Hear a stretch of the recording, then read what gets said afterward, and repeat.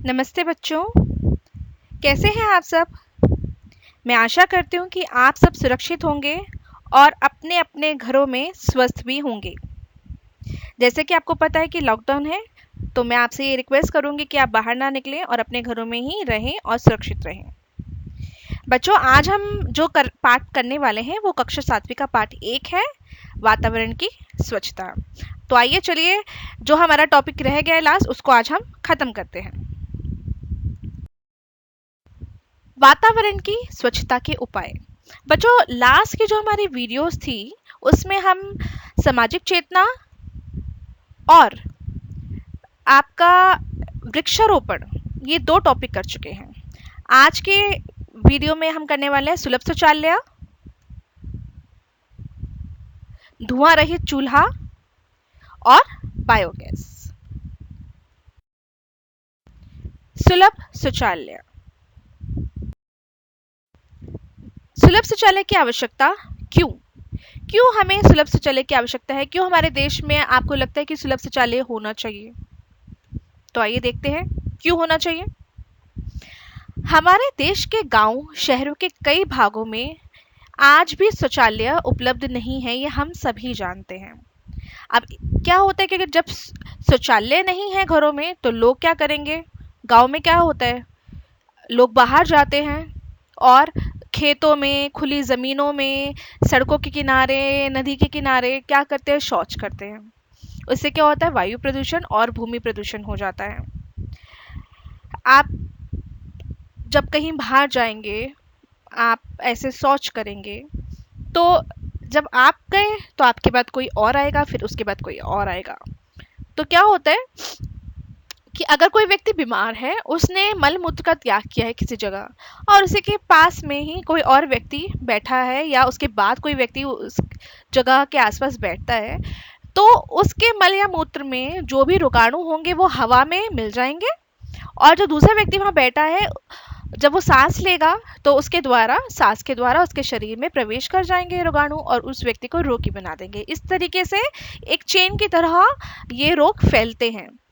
तो इसी बुरी आदत के कारण लोगों को हैजा, पेचिश व अतिसार जैसे संक्रामक रोग हो जाते हैं, जो अनेक बार जानलेवा भी होते हैं। बच्चों, क्या आपको पता है कि भारत में प्रतिवर्ष 5 वर्ष से कम आयु के 15 लाख बच्चे इन रोगों के कारण अकाल मृत्यु के शिकार होते हैं। इसलिए बहुत ज़रूरी है कि इन जानलेवा संक्रामक रोग से छुटकारा पाने के लिए हर एक गांव और शहर में सभी को स्वच्छ शौचालय की सुविधा उपलब्ध हो। इस समस्या की गंभीरता को देखते हुए सरकार ने इस पहलू पर विशेष ध्यान दिया है और अपने कार्यक्रमों में गांव, कस्बों व शहरों में सार्वजनिक शौचालय बनाने की प्राथमिकता दी है। इस महत्वपूर्ण लक्ष्य को हम कैसे प्राप्त कर सकते हैं? इस महत्वपूर्ण लक्ष्य को हम जन शिक्षा द्वारा, कि हम लोगों में घर घर जाकर नुक्कड़ नाटक करके इसके बारे में कि भाई अगर आप बाहर शौचालय, अगर आपके घर में शौचालय नहीं है, आप बाहर जाके मलमूत्र का त्याग कर रहे हैं तो क्या क्या प्रॉब्लम्स आपको फेस करनी पड़ती हैं, तो हम जन शिक्षा के द्वारा पोस्टर्स लगा सकते हैं, हम स्ट्रीट शोज कर सकते हैं, नुक्कड़ नाटक कर सकते हैं, हम घर घर जाके पर्सनली उनको इसके बारे में अवेयर करवा सकते हैं। जन चेतना, जैसे आपको बताया था कि छोटे छोटे ग्रुप्स बना के हम उनको अवेयर कर सकते हैं, हम टीवी में एडवर्टीजमेंट इसके बारे में दे सकते हैं। अब तो इनफैक्ट जो हमारा फिल्म इंडस्ट्री है वो भी ऐसे टॉपिक्स के ऊपर मूवी बना रहा है। एक मूवी रिसेंटली आई थी जिसका नाम था टॉयलेट, वो इसी जो टॉपिक है इस पे ही बेस्ड थी कि घर में टॉयलेट होना ज़रूरी क्यों है।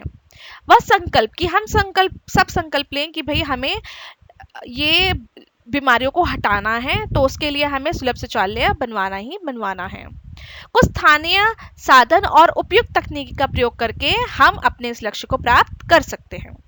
बस हमें कुछ विशेष बातों पर ध्यान देना होगा। कौन कौन सी बातें हैं?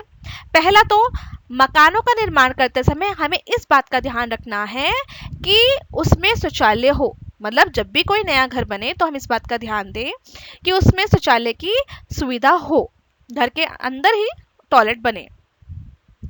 यदि आपका घर पुराना बना हुआ है, उसमें टॉयलेट नहीं है, तो हम क्या कर सकते हैं? अब टॉयलेट तो बहुत ज़रूरी है ना, तो हम क्या करेंगे कि घर के आसपास जो एकदम ही कोई भी उपयुक्त जगह देखकर हम वहाँ एक नया शौचालय बनवा सकते हैं।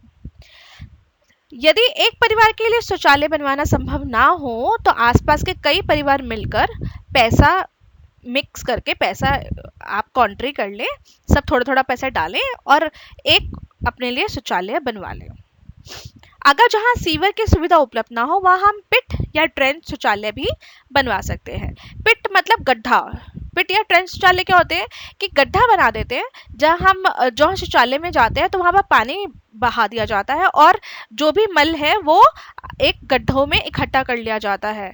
तो इससे क्या होता है, और वो गड्ढे ढके हुए होते हैं, तो इससे क्या होता है कि बदबू नहीं फैलती और बीमारियां नहीं फैलती और सफाई भी बनी रहती है।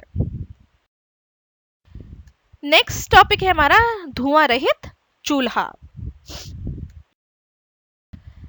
बच्चों, आप जानते ही हैं कि अभी भी गाँव में, कस्बों में, शहरों में और शहरों की कई बस्तियों में पारंपरिक चूल्हों में लकड़ी व उपलों को ईंधन के रूप में प्रयोग किया जाता है, जिससे सारे घर में धुआं फैल जाता है। परिवार के प्रत्येक सदस्य के स्वास्थ्य के लिए धुआं बहुत ही हानिकारक है। इसलिए प्रत्येक व्यक्ति के स्वास्थ्य और परिवार के सीमित साधनों को ध्यान में रखते हुए धुआं रहित चूल्हे का विकास किया गया है। इस प्रकार के चूल्हे के निर्माण में बहुत ज्यादा पैसे भी खर्च नहीं होते और इसे हम हर प्रकार के रसोई घर में सफलतापूर्वक बना सकते हैं। बच्चों, जो धुआं रहित चूल्हा होता है उसका आकार कैसा होता है? उसका आकार अंग्रेजी अक्षर के एल के समान होता है, जैसे कि आप अपनी स्क्रीन पे देख रहे हैं एल। आप अपनी स्क्रीन पर देख रहे होंगे एक पिक्चर है जिसके अंदर धुआं रहित चूल्हा बना हुआ है। उसकी अगर आप शेप देखेंगे तो उल्टा एल के तरफ आपको दिखाई देगा। अगर इसी को जहां पर दो बर्तन रखे हैं, ये इस साइड ना आकर दूसरी साइड बनाया जाए तो पूरा प्रॉपर एल शेप में ही ये नजर आता है। तो समझ लेते हैं इस पिक्चर को भी कि काम कैसे करता है। जहां नंबर 1 लिखा हुआ है ब्लैक कलर का एरो आप देखेंगे, वो है एक चिमनी। जो भी धुआं इस चूल्हे में प्रोड्यूस होता है, उत्पन्न होता है, ये इस चिमनी के द्वारा घर से बाहर निकल जाता है। सेकेंड नंबर आप देखेंगे जहां एरो बना हुआ है, वहां पर वो जगह है जहां पर लकड़ी या फिर उपलों का प्रयोग करके हम चूल्हे को जलाएंगे। तो यहाँ पर आग जलाने की व्यवस्था है। फिर ऊपर दो खाने हैं। यहाँ पर दो या दो से ज्यादा खाने भी हो सकते हैं, जहां पर एक ही समय में आप दो या दो से ज्यादा खाद्य पदार्थ पका सकते हैं। एक बार ईंधन जला देने पर चूल्हे के सभी भागों में ताप आने लगता है। इस चूल्हे में आग तेज होती है, जिससे भोजन अन्य पारंपरिक चूल्हों की अपेक्षा कम समय में पक जाता है। इसलिए इससे ईंधन के साथ साथ समय की बचत भी होती है और घर भी गंदा नहीं होता। और जो घर की लेडी है या जो भी व्यक्ति खाना पका रहा होता है किचन में, उनको धुएं से होने वाली जो समस्याएं हैं वो भी नहीं होती, क्योंकि सारा धुआं चिमनी के द्वारा बाहर चला जाता है। नेक्स्ट है बच्चों बायोगैस। आप अपने स्क्रीन पर एक डायग्राम देख रहे हैं। तो आप जहां ग्रीन एरो है वहां देखिए, ग्रीन एरो दो जगह हैं। तो हमारा एक बायोगैस का प्लांट होता है जो आपने इससे पहले वाली पिक्चर में देखा था, ठीक है।